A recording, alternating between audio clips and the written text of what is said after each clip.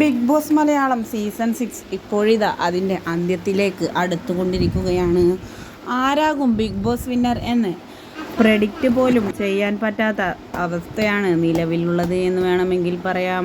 Big ബോസിലെ ഓരോ ചെറിയ വിശേഷങ്ങൾ പോലും സമൂഹ മാധ്യമങ്ങളിൽ വളരെയധികം ചർച്ച ചെയ്യപ്പെടാറുണ്ട്. ഇപ്പോൾ ഇതാ ഫാമിലി ടാസ്ക് നടന്നുകൊണ്ടിരിക്കുകയാണ്. അൻസിബയുടെയും ഋഷിയുടെയും അമ്മയും അനിയനുമാണ് കഴിഞ്ഞ ദിവസം ബിഗ് ബോസിലേക്ക് കാലെടുത്ത് വെച്ചത്. ഇന്ന് ശ്രീതുവിൻ്റെയും അർജുൻ്റെയും ഫാമിലിയാണ് അകത്തേക്ക് കയറാൻ പോകുന്നത് എന്നാണ് ഇതുവരെയുള്ള റിപ്പോർട്ടുകൾ. അതോടൊപ്പം തന്നെ ടിക്കറ്റ് ഫിനാലെ ടാസ്കുകൾ നടന്നുകൊണ്ടിരിക്കുകയാണ് ബിഗ് ബോസിൽ.